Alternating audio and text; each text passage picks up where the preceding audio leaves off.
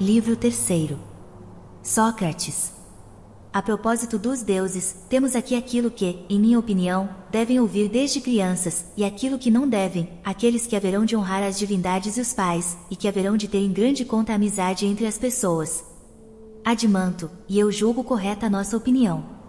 Sócrates, e para que eles sejam corajosos, por acaso não lhes devemos dizer palavras que façam com que receiem o menos possível a morte? Ou crês que nunca será corajoso alguém que abrigue esse medo dentro de si? Admanto, não, por Zeus. Sócrates, crês então que aquele que acredita no Hades, e em seus horrores não receia a morte e que, em combate, prefere ser derrotado a se tomar escravo? Admanto, de forma alguma. Sócrates, consequentemente, precisamos ser vigilantes também a respeito daqueles que contam essas histórias e pedir-lhes que não lancem calúnias contra o Hades, mas sim que o elogiem, pois suas histórias não são verdadeiras nem úteis àqueles que irão combater. Admanto, e o que devemos fazer? Sócrates, portanto, devemos expurgar, iniciando com estes versos, todas as asserções deste tipo. Antes queria ser servo da gleba, em casa de um homem pobre, que não tivesse recursos, do que ser agora rei de quantos mortos pereceram, e deste, que aparecesse ante mortais e imortais a pavorosa manada bolorenta que os deuses abominam. E mais, é então verdade que existe na mansão do Hades uma alma e uma imagem, que não tem contudo espírito algum? Palavras iguais a estas e outras do mesmo tipo, pediremos licença a Homero e aos demais poetas para que não se ofendam se as eliminarmos. Não que a maioria não as considere poéticas e suaves, porém, quanto mais poéticas, menos devem chegar aos ouvidos de crianças e de homens que devem ser livres e recear a escravidão bem mais que a morte. Admanto, estás com razão. Sócrates, devemos também rejeitar todos os nomes odiosos e medonhos a respeito destes lugares, Cocito, Estígio, habitantes do inferno, espectros e outros da mesma espécie que causam arrepios a quem os ouve. Talvez sejam úteis para outras finalidades, mas nós tememos que os nossos guardiões, por causa de tais arrepios, fiquem com febre e enfraquecidos além da conta. Admanto, e esse temor é legítimo. Sócrates, em consequência, os nomes devem ser dos? Admanto, certamente que sim. Sócrates, e teremos um modelo contrário a este, nas conversações ou nas poesias? Admanto, com certeza. Sócrates, portanto, eliminaremos também lamentações e lástimas de homens famosos? Admanto, evidentemente que sim, como no caso anterior. Sócrates, analisa se agiremos com acerto em eliminá-las ou não. Nós declaramos que um homem probo não julga terrível o falecimento de outro homem probo de quem é amigo. Admanto, de fato, declaramos. Sócrates, portanto, não lamentaria como se lhe houvesse acontecido uma desgraça? Admanto, certamente que não. Sócrates, mas afirmaremos também que um homem assim se basta a si mesmo para ser feliz e que, ao contrário dos outros, necessita bem pouco de outras pessoas. Admanto, é verdade. Sócrates, então, é para ele menos terrível perder um filho, ou um irmão, ou dinheiro, ou quaisquer outros bens desta espécie. Admanto, sim, menos que qualquer outro. Sócrates, portanto, irá lamentar-se menos, e suportará com mais serenidade uma dessas desventuras, ao ser por ela atingido. Admanto, com muito mais, de fato.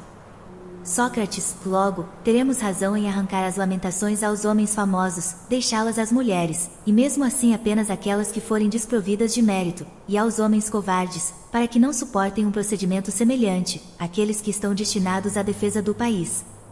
Admanto, sim, teremos razão.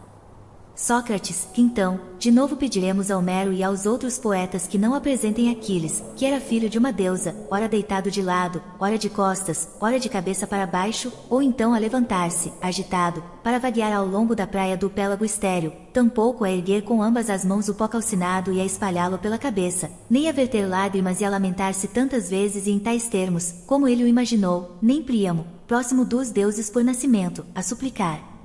E a rolar-se na imundície, e a chamar cada um dos guerreiros pelo seu nome, e muito mais ainda, pediremos a Homero que não represente os deuses lamentando-se e dizendo, ai de mim! Desgraçada! Ai! Mãe infeliz do mais valente dos homens, e se é desta maneira que falam dos deuses, que ao menos não ousem desfigurar o maior de todos, fazendo-o dizer, é um guerreiro que eu estimo, que vejo com meus olhos ser perseguido à volta da cidade, e o meu coração geme.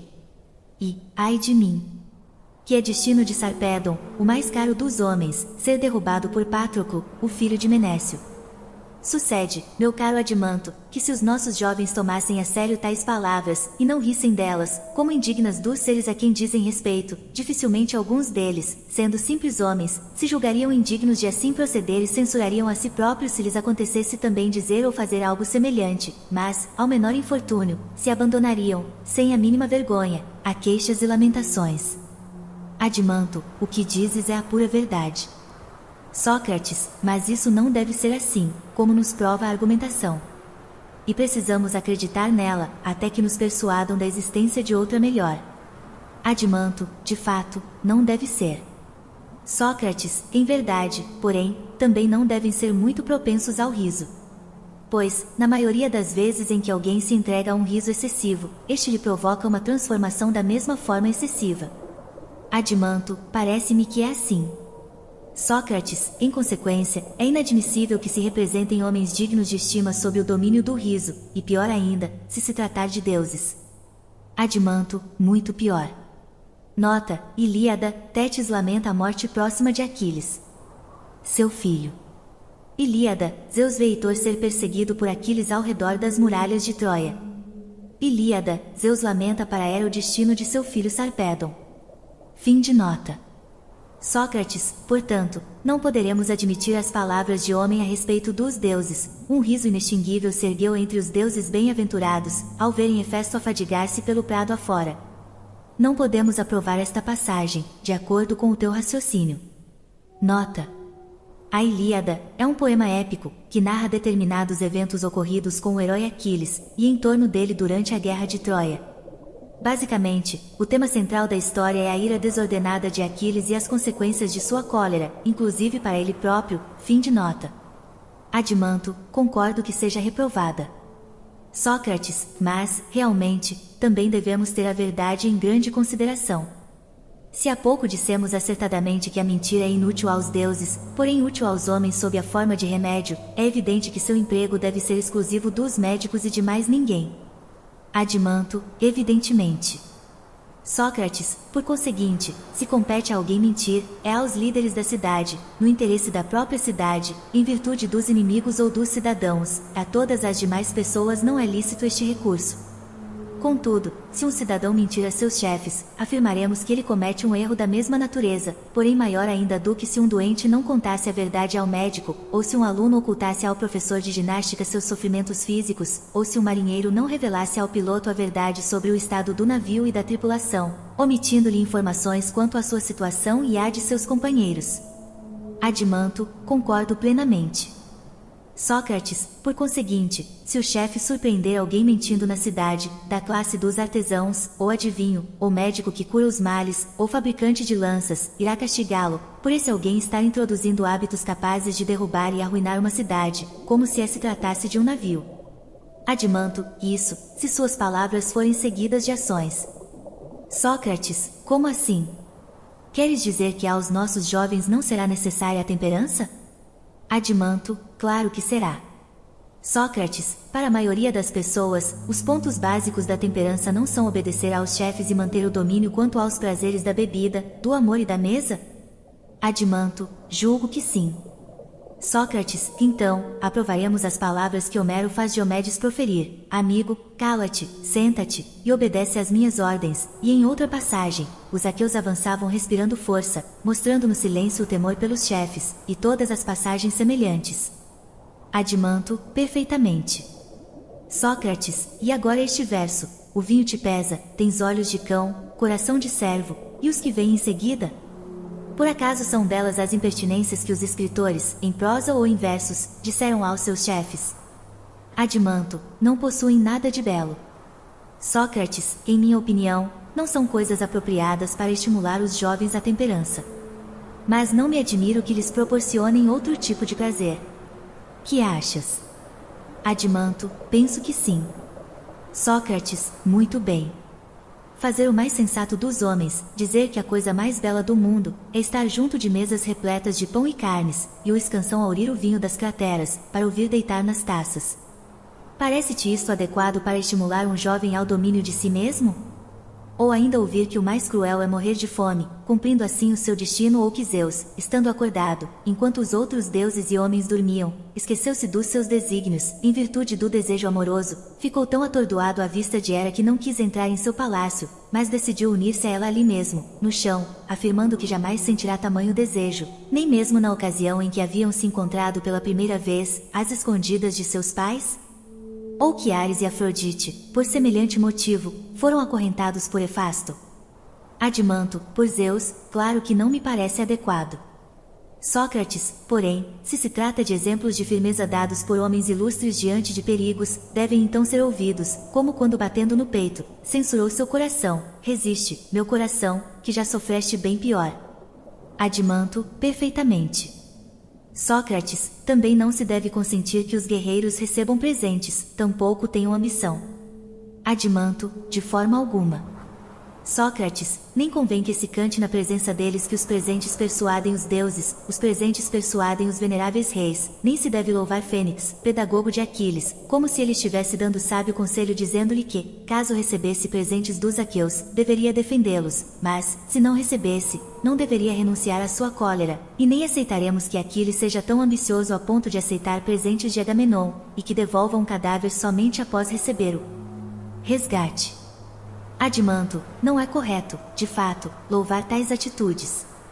Sócrates, quesito, em consideração a Homero, em afirmar que é impiedoso atribuir a Aquiles tais sentimentos e dar crédito àqueles que os declaram, e especialmente quando se dirige a apoio, prejudicaste-me, Deus que acertas ao longe, o mais funesto de todos.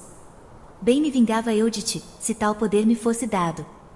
E que desobedecesse ao rio, que era um deus, e estivesse propenso a lutar contra ele, e depois, que quisesse oferecer seu cabelo consagrado a outro rio, o esperqueio, ao herói Patroclo, que morrera, e a maneira como o fez, são todas atitudes inacreditáveis.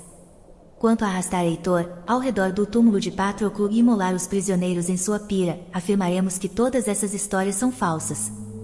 Não permitiremos que nossos homens acreditem que Aquiles, sendo filho de uma deusa, Peleu, que era tão sensato, e tendo sido educado pelo sábio Quiron, possuía um espírito tão descontrolado a ponto de abrigar em seu íntimo dois defeitos contrários um ao outro, uma desmedida ambição e um arrogante desprezo pelos deuses e pelos homens. Adimanto, estás com razão. Sócrates, por conseguinte, não devemos acreditar nem permitir que se diga que Teseu, filho de Poseidon, e Pinto, filho de Zeus, praticaram tão hediondos raptos, nem que outro qualquer filho de Deus e herói tenha cometido os atos horríveis e ímpios de que são acusados. Ao contrário, obriguemos os poetas a dizer que não tiveram tais atitudes ou que não foram os filhos dos deuses, mas que não afirmem ambas as coisas ao mesmo tempo, tampouco que procurem convencer os nossos jovens de que os deuses realizam coisas más, e de que os heróis não são em nada melhores do que os homens. Conforme já dissemos, estas não passam de ideias ímpias e falsas, pois demonstramos que o mal não pode ser oriundo dos deuses. Adimanto, e evidente que não. Sócrates, ademais, tais ideias prejudicam aqueles que as ouvem. Pois que homem não perdoará sua própria iniquidade se estiver convencido de que faz apenas o que praticam e praticaram os descendentes dos deuses, parentes de Zeus, a quem pertence o altar de Zeus ancestral no Monte Ida, nas alturas e que conservam ainda nas veias um sangue divino. Motivos estes que nos induzem a rejeitar semelhantes histórias, por receio de que instiguem nossos jovens a praticar com leviandade as piores ações. Adimanto, com toda certeza. Sócrates, que outro tipo de ideias devemos examinar, entre as que podemos ou não divulgar? Já analisamos como se deve falar a respeito dos deuses, dos demônios, dos heróis e dos habitantes do Hades. Adimanto, sem dúvida. Sócrates, logo, estaria faltando o que se refere aos homens? Adimanto, precisamente.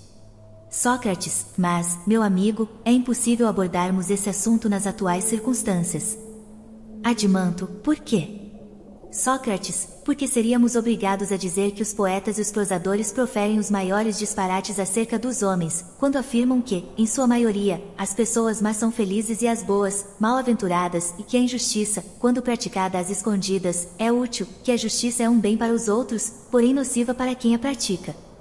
Pediríamos que se abstivessem de tais opiniões, e exigiríamos que cantassem em versos e narrassem em prosa exatamente o contrário.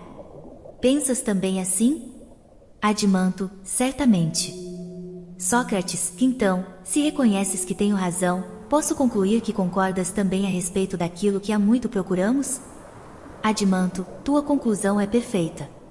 Sócrates, adiemos, então, a discussão a respeito do que é lícito dizer sobre os homens, até que tenhamos concluído o que é a justiça, se é útil a quem a pratica, quer este pareça justo, quer não. Adimanto, concordo plenamente. Sócrates, já falamos muito a respeito dos discursos. Falemos agora do estilo, e então teremos analisado completamente tanto os temas quanto as formas. Adimanto, não entendo o que queres dizer. Sócrates, contudo, é necessário que entendas. Explicarei de forma diferente. Tudo o que dizem os poetas e prosadores não se refere a acontecimentos passados, presentes ou futuros? Adimanto, não poderia ser diferente. Sócrates, e para isso não se servem de simples narrativa, por intermédio da imitação, ou por meio de ambas? Adimanto, ainda preciso entender com maior clareza. Sócrates, parece que sou um mestre confuso e obscuro. Sendo assim, tal qual aqueles que são incapazes de se explicar claramente, tentarei demonstrar o que quero dizer não em seu conjunto, mas por partes. Sabes o começo da fitada, quando o poeta relata que Crises pediu a Agamenon que lhe devolvesse a filha, mas este lhe foi hostil, e aquele, não tendo conseguido seu objetivo, invocou a divindade contra os aqueus. Adimanto, sei.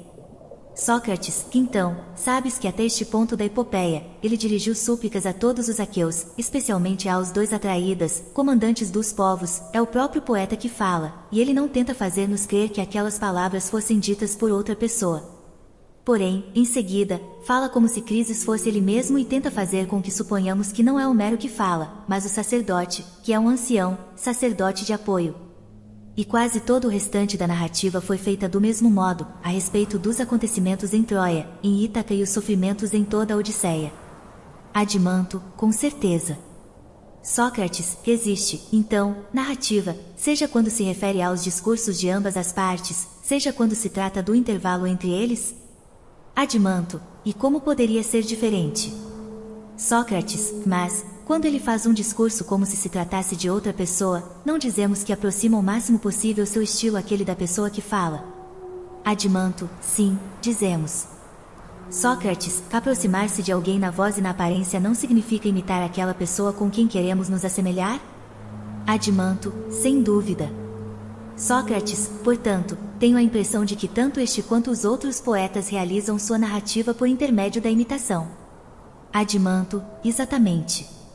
Sócrates, contudo, se o poeta jamais se ocultasse, seus versos e suas narrativas seriam criados sem imitações.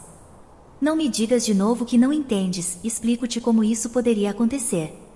Se Homero, após ter dito que Crises trouxe o resgate da filha, como suplicante dos aqueus, principalmente dos reis, em seguida falasse, não como se fosse o próprio Crises, mas ainda como Homero, não se trataria de imitação, porém de mera narrativa.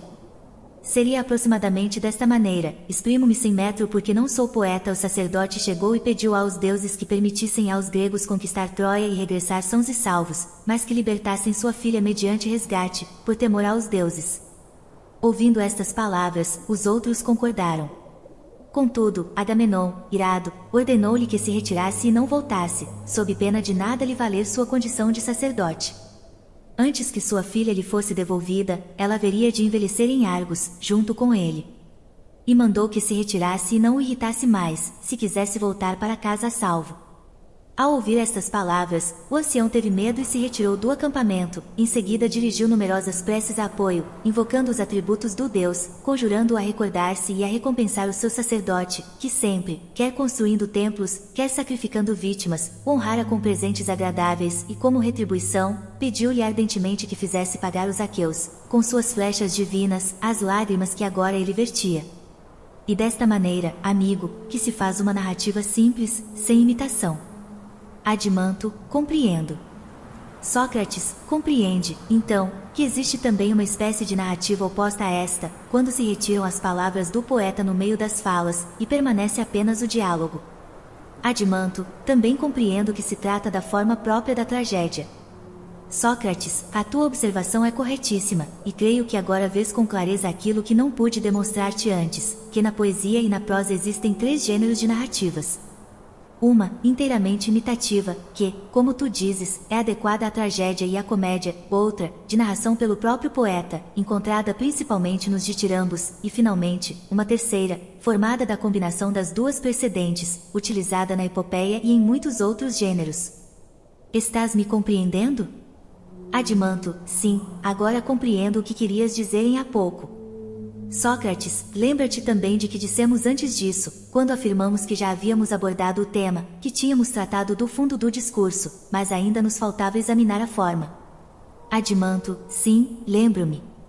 Sócrates, eu te dizia que devíamos decidir se iríamos permitir que os poetas compusessem narrativas puramente imitativas ou se apenas imitariam uma coisa, e não outra, ou, se simplesmente, lhes proibiríamos a imitação. Adimanto, percebo que tu irás examinar se convém ou não que admitamos a tragédia e a comédia em nossa cidade. Sócrates, talvez mais do que isso, pois eu ainda não sei ao certo. Contudo, para onde a razão, como uma brisa, nos levar, para lá devemos seguir. Adimanto, dizes bem. Sócrates, agora, Adimanto, analise se os nossos guardiões devem ser imitadores ou não. Do que dissemos anteriormente, não resulta que cada um só pode exibir talento em uma profissão, não em várias, e que quem tentasse exercer muitas falharia em todas, a ponto de não se tomar famoso em nenhuma. Adimanto, não poderia ser diferente. Sócrates, então, este raciocínio não é válido também a respeito da imitação? É possível que um mesmo homem possa imitar várias coisas com perfeição? Adimanto, evidente que não. Sócrates, portanto, dificilmente exercerá ao mesmo tempo uma profissão importante e imitará muitas coisas e será imitador, uma vez que as mesmas pessoas não podem executar bem dois tipos de imitação que parecem próximos um do outro, como a tragédia e a comédia. Tu não dizias que eram ambas imitações? Adimanto, sim, e dizes a verdade, as mesmas pessoas não podem triunfar nos dois gêneros. Sócrates, nem é possível ser, simultaneamente, rapsodo e ator. Adimanto, estou de acordo. Sócrates, e os atores não são os mesmos nas comédias e nas tragédias, mas ambas são imitações, ou não? Adimanto, claro que são. Sócrates, no meu entender, Adimanto, a natureza humana divide-se em partes ainda menores, de forma que o homem não consegue imitar bem muitas coisas ou executar bem as coisas de que as imitações são cópias. Adimanto, e a pura verdade.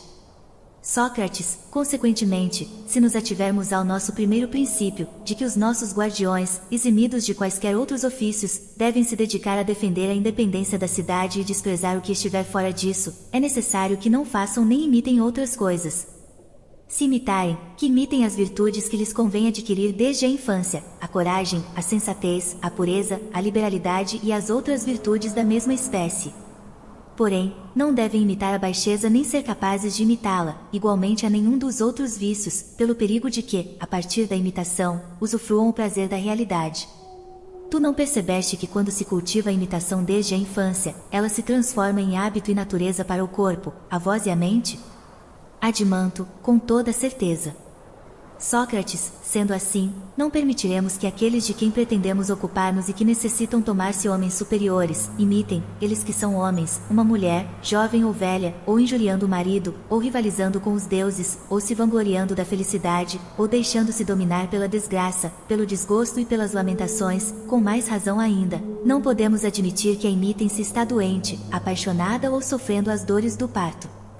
Adimanto, de forma alguma. Sócrates, tampouco que imitem escravos ou escravas, agindo como estes. Adimanto, isso também não.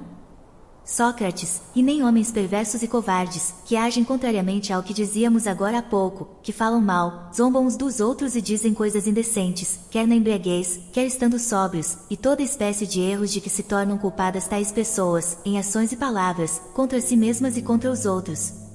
Creio também que não devem imitar a linguagem e o comportamento dos dementes, pois é mister conhecer os dementes e os perversos, tanto homens como mulheres, mas não fazer nem imitar nada que seja próprio deles. Adimanto, claro que não.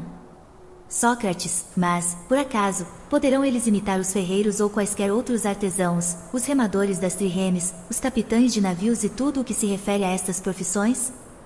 Adimanto, e como poderia ser, se não terão o direito de exercer qualquer uma dessas profissões? Sócrates, e o relinchar dos cavalos, o mugir dos touros, o murmurar dos rios, o bramir do mar, o trovão e todos os ruídos da mesma espécie, poderão eles imitá-los? Adimanto, não, pois lhes foi proibido serem loucos e imitar os loucos. Sócrates, logo, se estou te entendendo, há uma maneira de falar e narrar própria do verdadeiro homem de bem, quando ele tem algo a dizer, e há uma outra, distinta desta, a qual estão ligados os homens mal nascidos e mal ensinados. Adimanto, quais são essas maneiras? Sócrates, o homem moderado, ao que me parece, quando tiver de relatar, em uma narrativa, uma frase ou um ato de uma pessoa de bem, tentará expressar-se como se fosse essa pessoa e não se envergonhará de imitá-la, principalmente se tiver de reproduzir atos de firmeza e de sabedoria. Contudo, irá imitar menos vezes e com menor talento, quando essa pessoa tiver falhado, por causa de doença, de paixão, de embriaguez ou de qualquer outra situação deprimente. Porém, se tiver de se referir a um homem indigno dele, não irá querer imitá-lo seriamente, a não ser de leve, quando esse homem tiver realizado algo digno, e ainda assim, sentirá vergonha, ao mesmo tempo porque não possui prática de imitar homens dessa espécie e porque lhe repugna modelar-se pelo tipo de pessoas que lhe são inferiores, desprezando-as em seu íntimo e considerando a imitação um mero entretenimento. Adimanto, e natural. Sócrates, por conseguinte, utilizará uma modalidade de narrativa semelhante àquela de que falávamos há pouco, a respeito dos versos de Homero, e o seu estilo participará de ambos os processos, a imitação e a narração simples e, porém, num discurso extenso, só haverá uma pequena parte de imitação. Não achas que tenho razão? Adimanto, tens. É assim que deve ser essa espécie de orador. Sócrates, portanto, o orador que não for dessa espécie, quanto maior for sua mediocridade, imitará tudo e não considerará nada indigno dele, de modo que tentará imitar seriamente, diante de grandes auditórios, aquilo que dizíamos há instantes, os trovões, o barulho do vento e do granizo, dos eixos de carros, das roldanas, os sons da trombeta, da flauta, de todos os instrumentos e também dos cães, dos carneiros e dos pássaros, e todo o seu discurso será de imitação, com vozes e gestos, e terá pouca narrativa. Adimanto, é forçoso que seja assim. Sócrates, são estas as duas espécies de narração a que eu me referia. Adimanto, de fato, elas existem. Sócrates, portanto, a primeira experimenta pequenas variações, e quando se tiver dado à narrativa a harmonia e o ritmo convenientes, será fácil para o orador conservar essa mesma e única harmonia, pois são poucas as mudanças, e um ritmo que, da mesma forma, não se modifica. Adimanto, e assim mesmo como dizes. Sócrates, e a respeito da outra espécie? Ela não necessita do contrário, isto é, de todas as harmonias, de todos os ritmos, para se exprimir de maneira apropriada, pelo fato de comportar todas as formas de variações? Adimanto, certamente que sim. Sócrates, mas todos os poetas, e em geral os que narram, não utilizam uma ou outra destas formas de dicção, ou uma mistura de ambas? Adimanto, necessariamente. Sócrates, então, que faremos? Vamos admitir na nossa cidade todas essas formas, uma ou outra das formas puras, ou a sua mistura? Adimanto, em minha opinião, devemos permitir apenas a forma pura que imita o homem de bem. Sócrates, mas a forma mista é muito bem aceita, e a forma mais agradável às crianças, aos seus preceptores e à multidão é a contrária da que tu preferes. Adimanto, realmente, é a mais agradável. Sócrates, porém, talvez me digas que não convém ao nosso governo, porque não há entre nós homem duplo nem múltiplo e cada um só faz uma única coisa. Adimanto, de fato, não convém. Sócrates, não é, então, por causa disso que na nossa cidade se encontrará apenas o sapateiro, e não o piloto e sapateiro ao mesmo tempo, o lavrador, e não o juiz e ao mesmo tempo o lavrador, o guerreiro, e não o comerciante e ao mesmo tempo o guerreiro, e assim por diante? Adimanto, é verdade. Sócrates, assim, pois, se um homem perito na arte de tudo imitar viesse à nossa cidade para exibir-se com os seus poemas, nós o saudaríamos como a um ser sagrado, extraordinário, agradável, porém, lhe diríamos que não existe homem como ele na nossa cidade e que não pode existir, em seguida mandá-lo-íamos para outra cidade, depois de lhe termos derramado mirra na cabeça e o termos coroado com fitas. Por nossa conta, visando a utilidade, recorreremos ao poeta e ao narrador mais austero e menos agradável, que imitará para nós o tom do homem honrado e obedecerá, na sua linguagem, às regras que estabelecemos logo de início, quando empreendíamos a educação dos nossos guerreiros. Adimanto, sim, agiremos desse modo, se isso depender de nós. Sócrates, agora, meu amigo, parece-me que acabamos com esta parte da música que se refere aos discursos e às fábulas, porque tratamos tanto do conteúdo quanto da forma. Adimanto, também me parece. Sócrates, resta-nos tratar do caráter do canto e da melodia, concordas? Adimanto, sim, evidentemente. Sócrates, haveria alguém que não dissesse, de pronto, o que devemos dizer acerca deles e o que devem ser, se nós quisermos manter de acordo com as ideias precedentes? Então, Glauco, sorrindo, disse, por mim, Sócrates, corro o risco de ser a exceção, porque não estou muito em condições de inferir, neste momento, o que devem ser essas coisas. No entanto, suspeito, Sócrates, estás ao menos em condições de fazer esta primeira observação, que a melodia se compõe de 3 elementos, as palavras, a harmonia e o ritmo. Glauco, quanto a isso, sim. Sócrates, quanto às palavras, diferem das que não são cantadas. Não devem ser compostas segundo as regras que enunciamos há pouco e de forma semelhante? Glauco, sem dúvida. Sócrates, e a harmonia e o ritmo devem corresponder às palavras? Glauco, sim. Sócrates, já dissemos que não deveriam existir queixas e lamentações nos nossos discursos. Glauco, com efeito, por serem desnecessárias. Sócrates, quais são as harmonias plangentes? Diz-nos, visto que és músico. Glauco, são a lídia mista, a aguda e outras semelhantes. Sócrates, convém, pois, suprimi-las, não é verdade? Porque são inúteis para as mulheres honradas, e com maior razão, para os homens. Glauco, certamente. Sócrates, nada há mais inconveniente para os guardiães do que a embriaguez, a moleza e a indolência. Glauco, sem dúvida. Sócrates, quais são harmonias efeminadas usadas nos banquetes? Glauco, a jônica e a lídia que se denominam harmonias laças. Sócrates, de tais harmonias, meu amigo, tu te servirás para formar guerreiros. Glauco, de maneira nenhuma.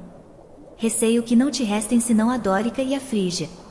Sócrates, não conheço todas as harmonias, mas deixamos aquela que imita os tons e as entonações de um valente empenhado em batalha ou em qualquer outra ação violenta, quando, por infortúnio, corre ao encontro dos ferimentos, da morte ou é atingido por outra infelicidade, e em todas essas circunstâncias, firme no seu posto e resoluto, repele os ataques do destino. Deixa-nos outra harmonia para imitar o homem empenhado numa ação pacífica, não violenta mas voluntária, que procura persuadir, para obter o que pede, quer um Deus por intermédio de suas preces, quer um homem por intermédio das suas lições e conselhos, ou, ao contrário, solicitado, ensinado, convencido, se submete a outro, e tendo por estes meios sido bem-sucedido, não se enche de orgulho, mas se comporta em todas as circunstâncias com sabedoria e moderação, feliz com o que lhe acontece. Estas duas harmonias, a violenta e a voluntária, que imitarão com mais beleza as entonações dos infelizes, dos felizes, dos sábios e dos valentes, estas deixa-as ficar. Glauco, as harmonias que me pedes para deixar não são senão aquelas que mencionei há pouco. Sócrates, não precisaremos, pois, para os nossos cantos e as nossas melodias, de instrumentos com muitas cordas, que reproduzem todas as harmonias. Glauco, não, por certo. Sócrates, nem tampouco precisaremos de fabricantes de triângulos, pedis e outros instrumentos de muitas cordas e harmonias. Glauco, não, aparentemente. Sócrates, admitirás em nossa cidade, os fabricantes e os tocadores de flauta? Não é este instrumento que pode emitir mais sons, e os instrumentos que reproduzem todas as harmonias não são imitações da flauta? Glauco, e evidente. Sócrates, assim, restam a lira e a citara, úteis à cidade, nos campos, os pastores terão o pífaro. Glauco, e o que se infere do nosso raciocínio. Sócrates, de resto, meu amigo, não inovamos ao preferirmos Apolo e os instrumentos de apoio a Márcias e seus instrumentos. Glauco, não, por Zeus. Não creio que estejamos inovando. Sócrates, mas, pelo cão. Sem nos darmos conta disso, purificamos a cidade que ainda há pouco dizíamos mergulhada na languidez. Glauco, e o fizemos sabiamente. Sócrates, vamos concluir nossa reforma. Depois das harmonias, resta-nos examinar os ritmos, não devemos procurá-los variados, nem formando cadências de toda a espécie, mas diferenciar os que exprimem uma vida regulada e corajosa. Quando os tivermos diferenciado, obrigaremos a cadência e a melodia a adequarem-se às palavras, e não as palavras à cadência e à melodia. Que ritmos são esses? Compete a ti indicá-los como fizeste para as harmonias. Glauco, em verdade, não posso satisfazer-te. Que existem 3 espécies com as quais se entrelaçam todas as cadências, como existem 4 espécies de tons de onde se tiram todas as harmonias, posso afirmá-lo, visto que o estudei, mas quais são aqueles que imitem tal gênero de vida eu não sei. Sócrates, consultaremos depois da harmonia e perguntar-lhe-emos quais são as cadências que convêm à baixeza, à insolência, à loucura e aos outros vícios, e que ritmos se devem deixar para os seus contrários. Creio tê-lo vagamente ouvido pronunciar os nomes de epônimo composto, dáctilo, heróico, mas não sei que arranjo dava a este último ritmo, em que igualava os tempos fracos e os tempos fortes e que terminava com uma breve ou uma longa. Também chamava, creio eu, a um pé iambo, a outro troqueu e os marcava com longas e breves, e em alguns desses metros, censurava ou louvava, se bem me lembro, o movimento da cadência, não menos que os próprios ritmos, ou algo que participava dos 2, porquanto não o sei ao certo, mas, como dizia, coloquemos estas questões a damor discuti-las exigiria muito tempo. Que dizes? Glauco, penso do mesmo modo. Sócrates, mas, ao menos, poderás convir em que a graça e a falta de graça dependem da perfeição ou da imperfeição do ritmo. Glauco, sem dúvida. Sócrates, mas o bom e o mau ritmo seguem e imitam, o bom estilo, o outro, o mau, e o mesmo acontece com a boa e má harmonia, quando o ritmo e a harmonia se harmonizam com as palavras, como dizíamos há pouco, e não as palavras com o ritmo e a harmonia. Glauco, é claro que ambos devem harmonizar-se com as palavras. Sócrates, mas a maneira de dizer e o próprio discurso não dependem do caráter da alma? Glauco, como não? Sócrates, e todo o resto não depende do discurso? Glauco, depende. Sócrates, assim, o bom discurso, a boa harmonia, a graça e a euritmia dependem da simplicidade do caráter, não dessa tolice a que denominamos amavelmente simplicidade, mas da simplicidade autêntica de um espírito que alia a bondade e a beleza. Glauco, perfeitamente. Sócrates, não devem, pois, os nossos jovens procurar em tudo essas qualidades, se quiserem realizar a tarefa que lhes é própria? Glauco, sim. Sócrates, também a pintura está repleta dessas qualidades, assim como todas as artes da mesma natureza. Está repleta delas a arte do tecelão, do bordador, do arquiteto, do fabricante dos outros objetos, e até a natureza dos corpos e das plantas, e em tudo isto, com efeito, a graça ou feiura. E a feiura, a arritmia, a desarmonia são irmãs da má linguagem e do mau caráter, ao passo que as qualidades opostas são irmãs e imitações do caráter oposto, da sabedoria e da bondade da alma. Glauco, certamente. Sócrates, mas bastará velar sobre os poetas e obrigá-los a não introduzirem nas suas criações senão a imagem do bom caráter? Não devemos vigiar também os outros artesãos e impedi-los de introduzirem o vício, a incontinência, a baixeza e a feiura na pintura dos seres vivos, na arquitetura ou em qualquer outra arte, e se não puderem conformar-se a esta regra, não devemos proibi-los de trabalharem em nossa casa, com receio de que os nossos guardiães, criados no meio das imagens do vício como numa má pastagem, colham e pastem aí, um pouco cada dia, muita erva daninha e desta maneira reúnam, sem se darem conta, um grande mal na alma? Não devemos, ao contrário, procurar artistas de mérito, capazes de seguirem a natureza do belo e do gracioso, a fim de que os nossos jovens, à semelhança dos habitantes de uma terra sadia, tirem proveito de tudo que os rodela, de qualquer lado que chegue aos seus olhos ou ouvidos uma emanação das obras belas, tal como uma brisa transporta a saúde de regiões salubres, e predispondo-os insensivelmente, desde a infância, a imitar e a amar o que é reto e razoável? Glauco, seria uma excelente educação. Sócrates, e de certo, por esta razão, meu caro Glauco, que a educação musical é a parte principal da educação, porque o ritmo e a harmonia têm o grande poder de penetrar na alma e tocá-la fortemente, levando com eles a graça e cortejando-a, quando se foi bem educado. E também porque o jovem a quem é dada como convém sente muito vivamente a imperfeição e a feiura nas obras da arte ou da natureza e experimenta justamente desagrado.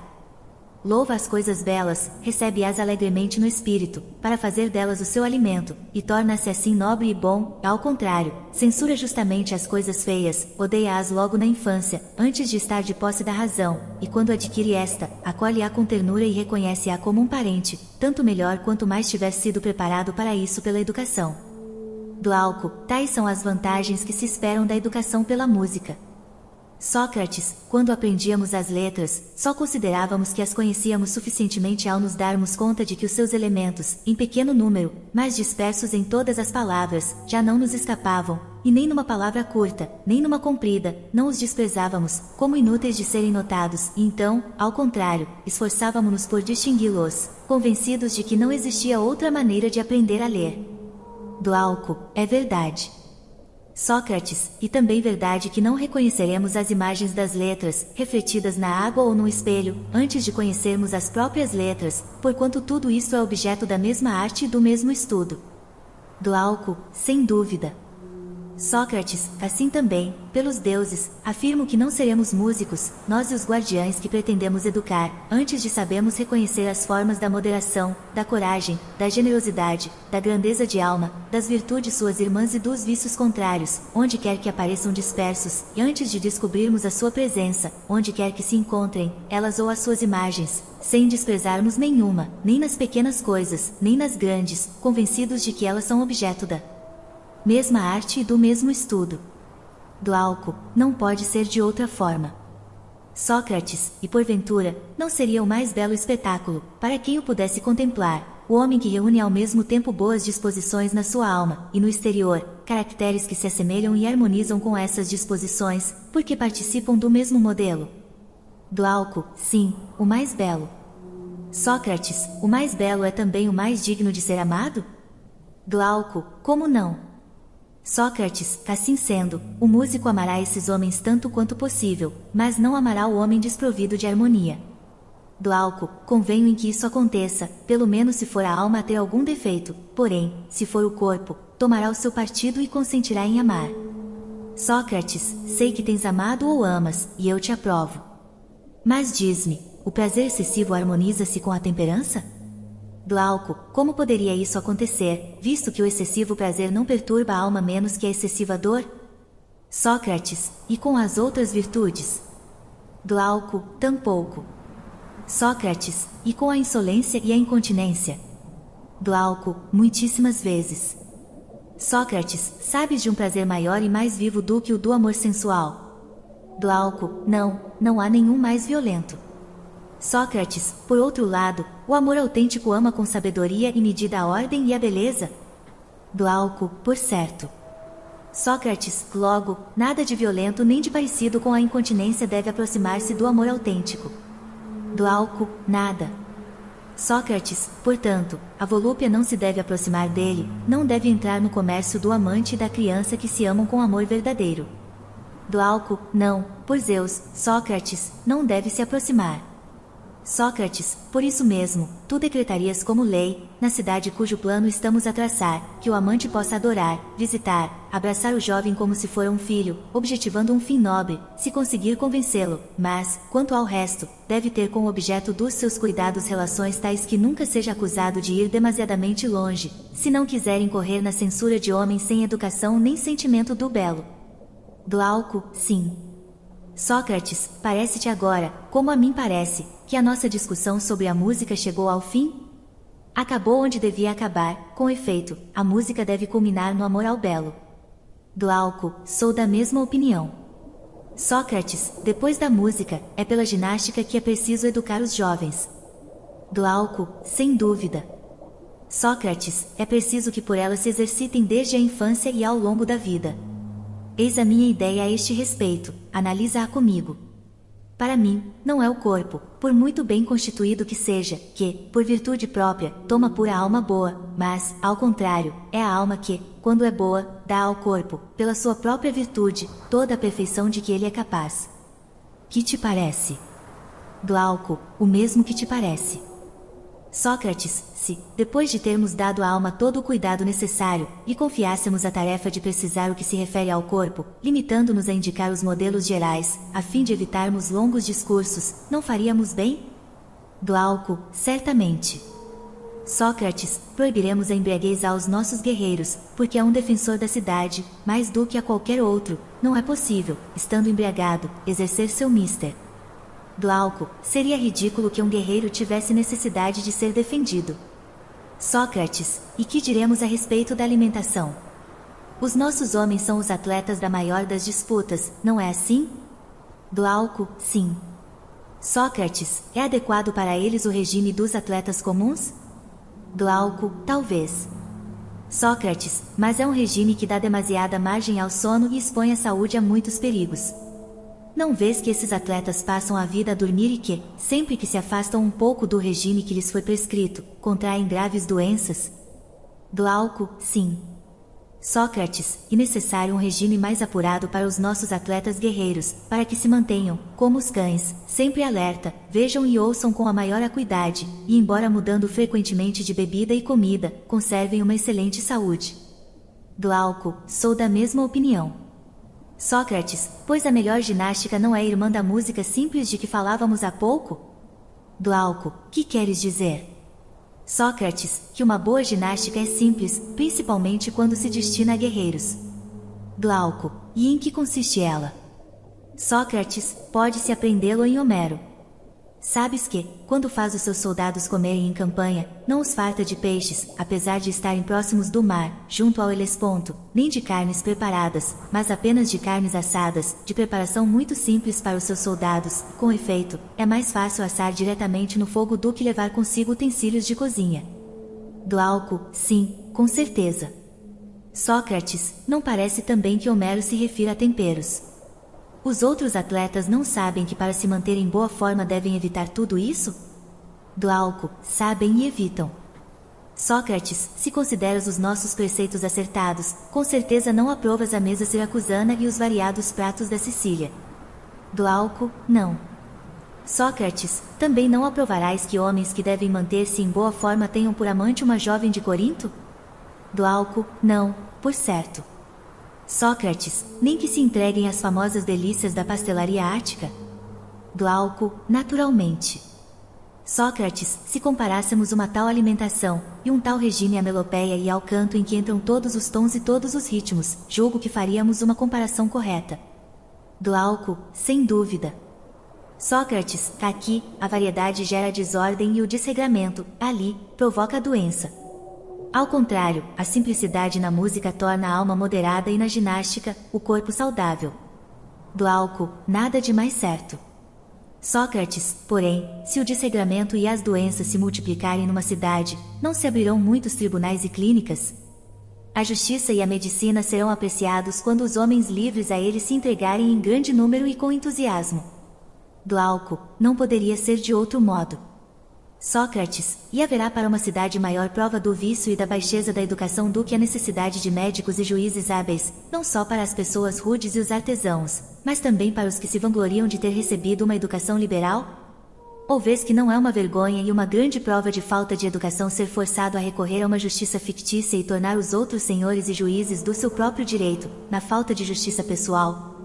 Glauco, nada mais vergonhoso. Sócrates, e não te parece ainda mais vergonhoso quando, não contentes com passarem a maior parte da vida nos tribunais a defender ou a propor processos, as pessoas se vangloriam, por vulgaridade, de ser hábeis em cometer a injustiça, em poder usar todos os subterfúgios, escapar de todas as maneiras e dobrar-se como o vime, para evitar o castigo?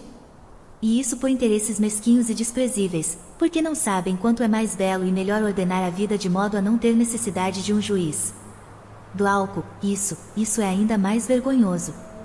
Sócrates, e acaso será menos vergonhoso recorrer à arte do médico, não para feridas ou para alguma dessas doenças próprias das estações, mas porque, devido à preguiça e ao regime que descrevemos, fica-se cheio de emanações e vapores como um pântano, obrigando os discípulos de Esculápio a dar a essas doenças os novos nomes de flatulências e catarros? Glauco, esses são, de fato, nomes de doenças novas e estranhas. Sócrates, e desconhecidas, ao que parece, no tempo de Esculápio. O que me leva a supor que os seus filhos, em Troia, não censuraram a mulher que, para curar os ferimentos de Eurípio, obrigou a beber vinho pramniano misturado com farinha de cevada e queijo ralado, o que parece inflamatório, assim como não desaprovaram o remédio de Pátrodo. Glauco, estranho, entretanto, que se desse uma beberagem tão inusitada para um homem naquele estado. Sócrates, não acharás estranho se refletires que a medicina atual, que segue as enfermidades passo a passo, não foi praticada pelos discípulos de Esculápio antes da época de Heródico.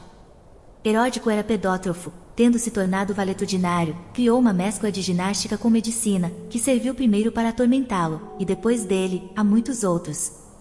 Glauco, como assim? Sócrates, procurando para si uma morte lenta. Porque, como a sua moléstia era mortal, seguiu-a passo a passo, sem conseguir, julgo eu, curá-la, renunciando a qualquer outra ocupação, passou a vida a tratar-se, devorado de inquietação sempre que se afastava um pouco do regime habitual. Deste modo, levando uma vida langorosa, chegou à velhice à força de engenho. Glauco, belo serviço prestou-lhe a sua arte.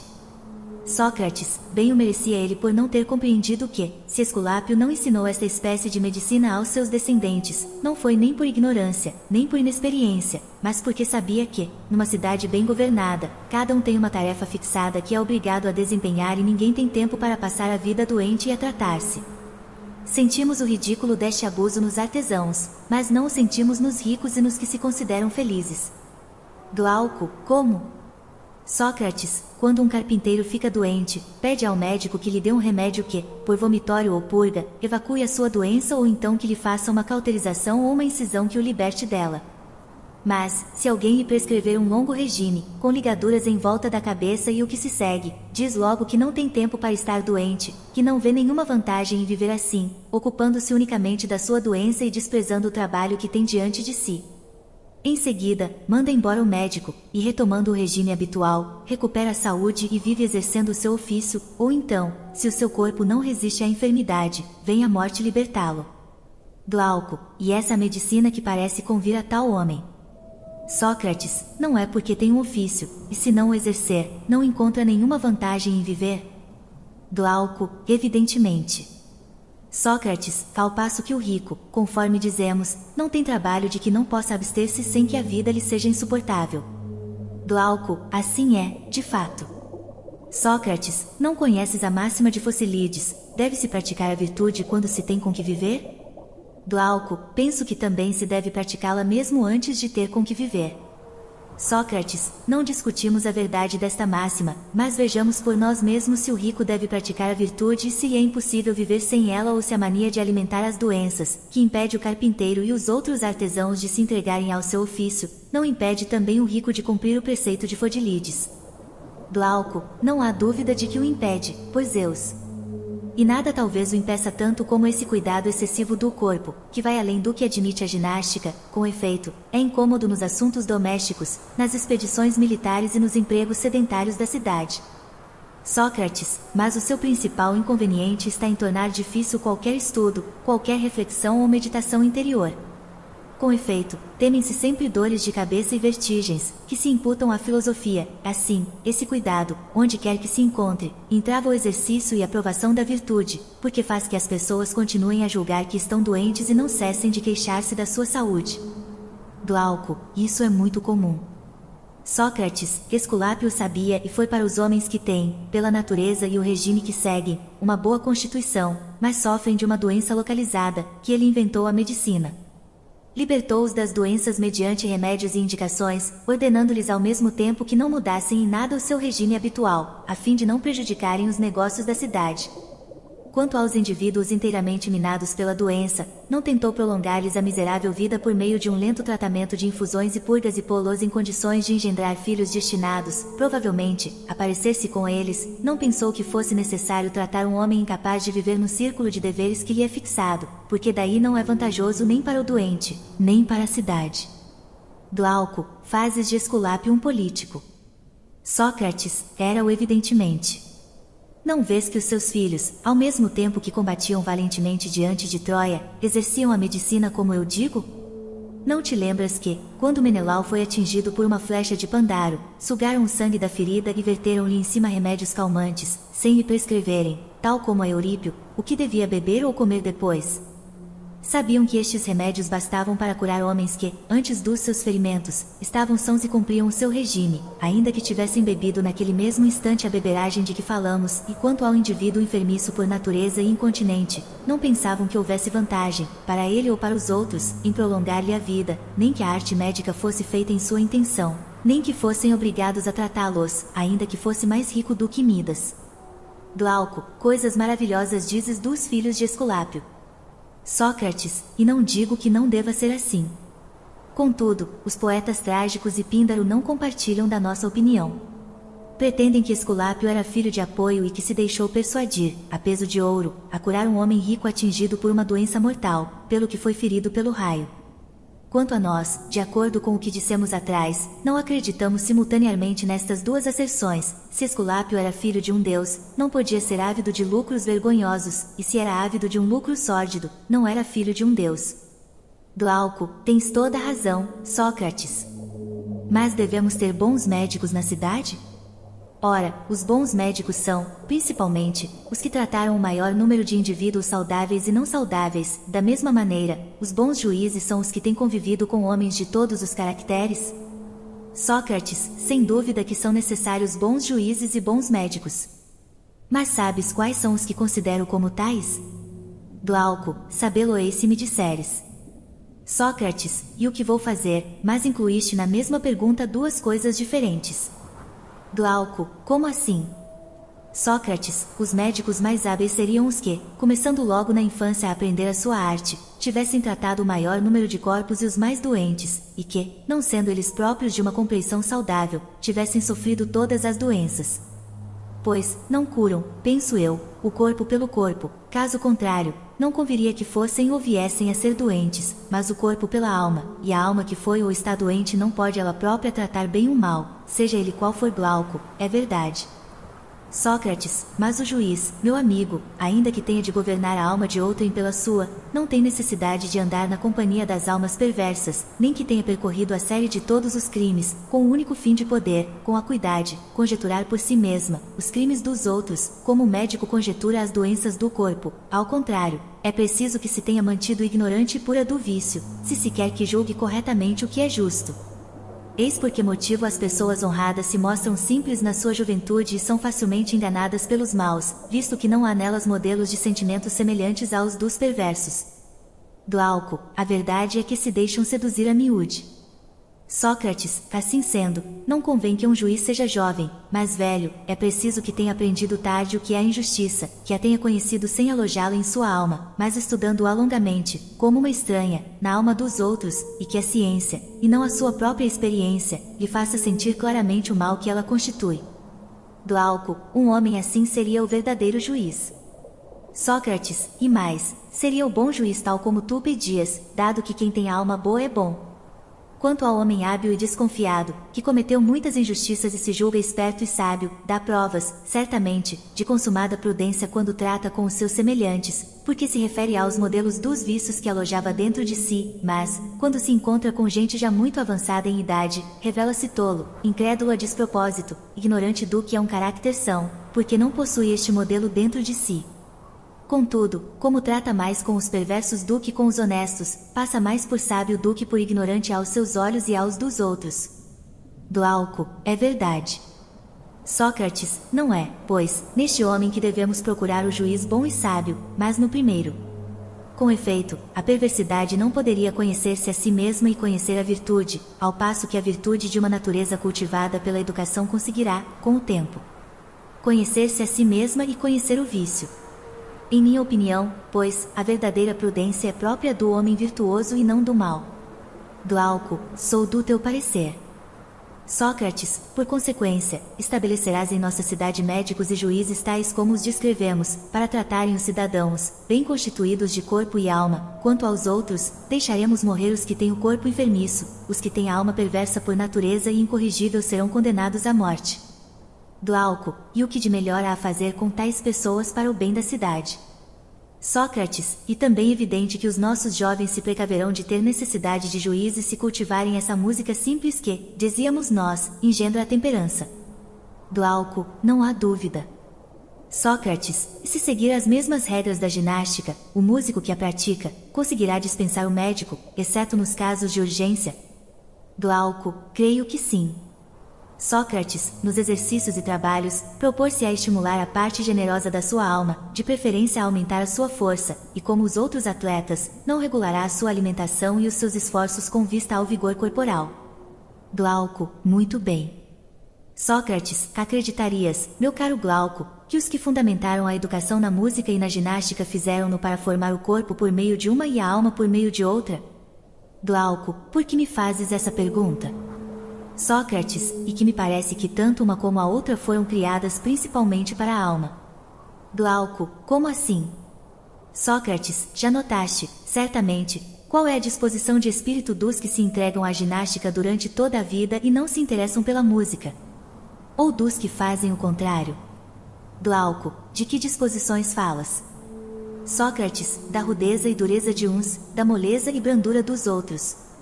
Glauco, já notei que aqueles que se entregam unicamente à ginástica contraem demasiada rudeza e que os que cultivam os omitiria a decência. Sócrates, que entretanto, é o elemento generoso da sua natureza que provoca a rudeza, bem dirigido, tornar-se-ia coragem, mas, demasiado tenso, degenera em dureza e mau humor, como é natural. Glauco, assim me parece. Sócrates, e a brandura não faz parte do caráter do filósofo? Demasiado frouxa, amolece-o mais do que o permitido, mas, dirigida, abranda-o e ordena-o, Glauco, perfeitamente. Sócrates, e nós queremos que os nossos guerreiros reúnam estas duas características. Glauco, sem dúvida. Sócrates, não devemos, então, colocá-las em harmonia uma com a outra? Glauco, sem dúvida. Sócrates, e a sua harmonia não toma a alma ao mesmo tempo moderada e corajosa? Glauco, certamente. Sócrates, ao passo que a sua desarmonia a torna covarde e grosseira? Glauco, sim. Sócrates, logo, quando um homem permite que a música o encante com o som da flauta e lhe derrame na alma, pelos ouvidos, essas harmonias suaves, moles e plangentes de que falaremos há pouco, passa a vida distraído, exultante de alegria pela beleza do canto. Em primeiro lugar, suaviza o elemento irascível da sua alma, como o fogo amolece o ferro e o torna útil, de inútil e dum que era antes, mas, se continua a entregar-se ao encantamento, a sua coragem não tarda a dissolver-se e a fundir-se, até se reduzir a nada, até ser extraída, como um nervo, da sua alma, tornando-o um guerreiro sem vigor. Glauco, tens razão. Sócrates, e se recebeu da natureza uma alma débil e frouxa, este resultado não se faz esperar, mas se ao contrário, nasceu ardente, o seu coração enfraquece-se, torna-se impressionável e predisposto a irritar-se e a acalmar-se. Em vez de corajoso, ei-lo irritável, colérico e cheio de mau humor. Sócrates, porém, e se este homem se entrega inteiramente à ginástica e à boa mesa, sem se importar com a música e a filosofia? Em primeiro lugar, o sentimento das suas forças não o enche de orgulho e coragem e não se toma mais intrépido do que era? Glauco, não há dúvida. Sócrates, mas, se não fizer outra coisa e não mantiver contato com a musa? Ainda que tivesse na alma um certo desejo de aprender, como não participa em nenhuma ciência, em nenhuma pesquisa, em nenhuma discussão nem em nenhum exercício da música, esse desejo torna-se fraco, surdo e cego, não é despertado, nem cultivado, nem liberto dos grilhões das sensações. Glauco, assim é. Sócrates, ei-lo pois, já feito inimigo da razão e das musas, já não se serve do discurso para persuadir, alcança em tudo os seus fins pela violência e a selvageria, como um animal feroz, e vive no seio da ignorância e da grosseria, sem harmonia e sem graça. Glauco, e perfeitamente exato. Sócrates, existem na alma dois elementos, a coragem e a sabedoria, e um Deus, direi eu, deu aos homens duas artes, a música e a ginástica, não as deu para a alma e para o corpo, a não ser ardentemente, mas para aqueles dois elementos, a fim de que se harmonizem entre si, sendo estendidos ou soltos até ao ponto conveniente. Glauco, assim parece. Sócrates, aquele, pois, que associa com mais beleza a ginástica à música, e com mais tato, as aplica à sua alma, é músico perfeito e possui a ciência da harmonia muito mais do que aquele que afina entre si as cordas de um instrumento. Glauco, e com toda a justiça, Sócrates. Sócrates, portanto, Glauco, precisaremos também na nossa cidade de um líder capaz de regular esta associação, se quisermos salvar a nossa Constituição. Glauco, por certo que precisaremos, e muito. Sócrates, tal é o nosso plano geral de educação e disciplina da juventude. Seria inútil nos estendermos a respeito das danças dos nossos jovens, as suas caças com ou sem cães, as suas competições de ginástica e hípicas. É suficientemente claro que as regras a seguir nisso dependem das que já estabelecemos e não é difícil descobri-las. Glauco, certo de que não. Sócrates, e agora, que nos falta determinar? Não é a escolha dos cidadãos que devem mandar ou obedecer? Glauco, nada mais. Sócrates, e claro também que os velhos deverão mandar e os jovens obedecer. Glauco, evidentemente. Sócrates, é claro também que entre os velhos devemos escolher os melhores. Glauco, certamente. Sócrates, quais são os melhores lavradores, senão os que mais entendem de agricultura? Glauco, perfeitamente. Sócrates, portanto, não é forçoso que os nossos chefes, visto que devem ser os melhores entre os guardiães da cidade, sejam os mais aptos a defendê-la? Glauco, sim. Sócrates, para tanto, não se exige inteligência, autoridade e dedicação à coisa pública? Glauco, com certeza. Sócrates, mas, em geral, cada qual não é dedicado àquilo que ama? Glauco, necessariamente. Sócrates, fora, um homem ama principalmente aquilo que julga ser do seu interesse, cujo êxito ou fracasso considera como seus. Glauco, é verdade. Sócrates, escolhamos, pois, entre os guardas os que, após um exame, nos parecerem que poderão fazer, durante toda a sua vida e com toda a boa vontade, o que considerarem proveitoso à cidade, sem nunca consentirem em agir em detrimento do Estado. Glauco, são estes, com certeza, os que nos convém. Sócrates, sou da opinião que é preciso observá-los em todas as idades, para ver se mantêm fiéis a esta máxima, e se fascinados ou constrangidos, não abandonam nem esquecem a opinião que lhes impõe que trabalhem para o maior bem da cidade. Glauco, que entendes por isto? Sócrates, vou explicar-te. Creio que uma opinião sai do espírito voluntária ou involuntariamente, sai voluntariamente a opinião falsa, quando se é iludido, involuntariamente, toda a opinião verdadeira. Glauco, quanto à saída voluntária, compreendo, mas, quanto à involuntária, preciso de explicações. Sócrates, mas não percebes que os homens são involuntariamente privados dos bens e voluntariamente dos males? Ora, iludir-se quanto à verdade não é um mal, firmar-se na verdade não será um bem? Glauco, tens razão. Creio que é involuntariamente que se é privado da opinião verdadeira. Sócrates, por isso mesmo, só se é privado dela por roubo, alucinação ou violência.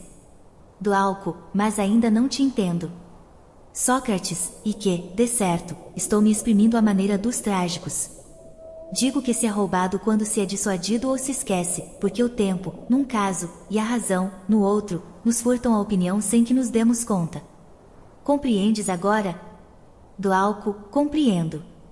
Sócrates, afirmo que se é vítima quando o desgosto ou a dor forçam a mudança de opinião.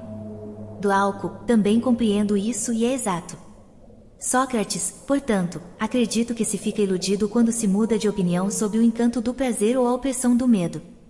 Glauco, de fato, tudo o que nos enganar parece seduzir-nos. Sócrates, a nós, pois, cumpre procurar os guardas mais fiéis à máxima que prescreve que trabalhemos no que consideramos o maior bem da cidade. E preciso treiná-los desde a infância, lançando-os nas ações em que se pode esquecê-la e ser enganado. Depois escolheremos aqueles que se lembram dela, que são difíceis de seduzir, e excluiremos os outros. Não é assim? Glauco, sim, por certo. Sócrates, e também é preciso impor-lhes trabalhos, dores, combates, para que tenhamos certeza da sua constância. Glauco, é verdade. Sócrates, por último, devemos fazê-los enfrentar uma terceira prova, a da sedução, e observá-los, assim como se conduzem os potros no meio dos ruídos e tumultos para ver se são medrosos, é necessário, durante a sua juventude, transportar os guerreiros ao meio dos objetos assustadores, depois reconduzi-los aos prazeres, para descobrir, com muito mais cuidado do que se experimenta o ouro pelo fogo, se resistem ao encanto e se mostram decentes em todas essas circunstâncias, se permanecem bons. Guardas de si mesmos e da música que aprenderam, se conduzem sempre com ritmo e harmonia e são, por último, capazes de se tomar eminentemente úteis a si mesmas e à cidade. E aquele que tiver sofrido as provas da infância, da adolescência e da idade viril e delas tiver saído puro será nomeado chefe e guarda da cidade, morá-lo-emos em vida, e depois de morto, concedendo-lhe a insigne recompensa de túmulos e monumentos à sua memória, mas aquele que assim não for será excluído. Aqui tens, Glauco, como deve ser feita, na minha opinião, a escolha dos chefes e guardas, o que foi descrito de uma forma geral e sem entrar em pormenores. Glauco, sou do mesmo parecer. Sócrates, portanto, para sermos tão precisos quanto possível, não convirá chamar, por um lado, guardas perfeitos aos que velam pelos inimigos de fora e os falsos amigos de dentro, a fim de tirarem a estes o desejo, aqueles o poder de fazer mal, e dar, por outro lado, aos jovens a que há pouco chamávamos guardas o nome de auxiliares e defensores da ideia dos chefes. Glauco, também assim penso. Sócrates, de que arte nos valeremos agora para fazer acreditar numa nobre mentira, uma daquelas que qualificamos de necessárias, principalmente aos chefes ou, pelo menos, aos outros cidadãos? Glauco, que mentira! Sócrates, não é nenhuma novidade e teve início na Fenícia. Refere-se a algo que já se passou em muitos lugares, como dizem os poetas e fizeram acreditar, mas que não aconteceu nos nossos dias, que talvez nunca venha a acontecer, e que exige muita eloquência persuasiva. Glauco, parece que hesitas em falar. Sócrates, quando eu tiver falado, compreenderás que tenho motivos para hesitar. Glauco, mas fala sem temor. Sócrates, vou fazê-lo, apesar de não saber que audácia e que expressão usarei para isso. Começarei por tentar convencer os chefes e os soldados, em seguida os outros cidadãos, de que tudo o que lhes ensinamos, educando-os e instruindo-os, tudo aquilo de que julgamos ter o conhecimento e a experiência, não passava, por assim dizer, de sonho, que, na realidade, eram então formados e criados no seio da terra, eles as suas armas e tudo o que lhes pertence, que depois de os ter formado inteiramente, a terra, a sua mãe, lhes deu à luz, que, por isso, devem considerar a região que habitam como a sua mãe e ama, defendê-la contra quem a atacar e tratar os outros cidadãos como irmãos, filhos da terra como eles. Glauco, não era sem razão que hesitavas em dizer tal mentira. Sócrates, concordo contigo que eu tinha muitos bons motivos, mas ouve o resto da fábula. Na cidade sois todos irmãos, dir-lhe-emos, prosseguindo nesta ficção, mas o Deus que vos formou misturou ouro na composição daqueles de entre vós que são capazes de comandar, por isso são os mais preciosos. Misturou prata na composição dos auxiliares, e ferro e bronze na dos lavradores e na dos outros artesãos. Em geral procriareis filhos semelhantes a vós, mas, visto que sois todos parentes, pode suceder que do ouro nasça um rebento de prata, da prata um rebento de ouro e que as mesmas transmutações se produzam entre os outros metais. Por isso, acima de tudo e principalmente, o Deus ordena aos magistrados que zelem atentamente pelas crianças, que atentem no metal que se encontra misturado à sua alma, e se nos seus próprios filhos houver mistura de bronze ou feno, que sejam impiedosos para com eles e lhes reservem o tipo de honra devida à sua natureza, relegando-os para dar-se dos artesãos e lavradores. Mas, se destes últimos nascer uma criança cuja alma contenha ouro ou prata, o Deus quer que seja honrada, elevando-a à categoria de guarda ou a de auxiliar, porque um oráculo afirma que a cidade perecerá quando for guardada pelo feno ou o bronze. Conheces algum meio de persuadi-los da verdade desta fábula? Glauco, nenhum para persuadir a geração de que falas, mas poder-se-á persuadir os seus filhos, os seus descendentes e as gerações futuras. Sócrates, e isso servirá para lhes inspirar ainda maior dedicação à pátria e aos seus concidadãos, dado que julgo compreender o que queres dizer. Portanto, a nossa invenção seguirá o caminho que a fama lhe indicar. Quanto a nós, armemos estes filhos da terra e façamo-los avançar sob o comando dos seus líderes. Que se aproximem e escolham o ponto da cidade mais favorável para acampar, aquele em que estarão mais aptos a conter os cidadãos do interior, se houver alguns que recusem obedecer às leis, e repelir os ataques do exterior, se o inimigo, como o lobo, vier precipitar-se sobre o rebanho. Após terem erguido o acampamento e sacrificado a quem devem, que montem as tendas. Não é assim? Glauco, sem dúvida. Sócrates, de tal maneira que possam protegê-los do frio e do calor? Glauco, sim, se falas, como creio, das suas habitações. Sócrates, sim, mas de habitações de soldados, e não de homens de negócios. Glauco, que diferença fazes entre umas e outras? Sócrates, é o que vou explicar-te. A coisa mais terrível e vergonhosa que os pastores podem fazer é treinar, para os ajudarem a cuidar do rebanho, cães que a intemperança, a fome ou qualquer hábito vicioso levariam a fazer mal aos carneiros e a se tornarem iguais aos lobos dos quais os deveriam proteger. Glauco, nada mais terrível. Sócrates, não devemos tomar todos os cuidados possíveis para que os nossos auxiliares não se comportem deste modo com os cidadãos, dado que são mais fortes do que eles, e não se tomem iguais aos senhores selvagens, em vez de permanecerem aliados protetores e defensores? Glauco, e essencial prevenir esses fatos. Sócrates, e o melhor dos cuidados não consiste em dar-lhes uma boa educação? Glauco, mas eles já a receberam. Sócrates, isto eu não me atreveria a afirmar, meu caro Glauco. Mas podemos dizer, como eu fazia há pouco, que devem receber a boa educação, qualquer que seja, se quiserem possuir, o que, melhor do que qualquer outra coisa, os tomará brandos entre si e para com aqueles sob sua guarda. Glauco, sem dúvida. Sócrates, além de tal educação, todo homem sensato reconhecerá que é preciso dar-lhes habitações e bens que não os impeçam de serem guardas tão perfeitos quanto possível e não os incitem a fazer mal aos seus concidadãos. Glauco, e com razão. Sócrates, vê, pois, se para serem assim, devem viver e instalar-se da maneira que vou dizer. Primeiramente, nenhum deles possuirá nada em exclusivo, exceto os objetos de primeira necessidade. Em seguida, nenhum terá habitação nem loja onde toda a gente possa entrar. Quanto à alimentação necessária a atletas guerreiros sóbrios e corajosos, recebê-la um dos outros cidadãos, como salário da guarda que asseguram, em quantidade suficiente para um ano, de modo a não sobrar e a não faltar, tomarão as refeições juntos e viverão em comum como soldados em campanha.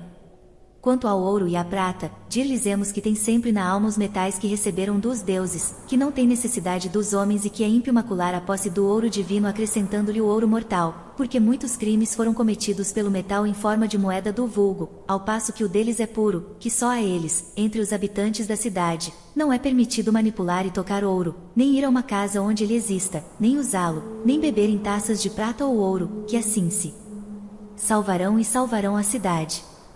Ao contrário, logo que sejam proprietários de terra, casas e dinheiro, de guardas que eram transformar-se em mercadores e lavradores, e de aliados, em déspotas inimigos dos outros cidadãos, passarão a vida a odiar e a ser odiados, a conspirar e a ser alvo de conspirações, receando muito mais os adversários de dentro do que os de fora e correndo a passos largos para a ruína, eles e o resto da cidade.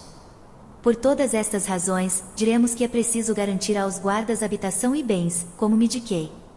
Converteremos isto em lei ou não? Glauco, sim, com toda certeza.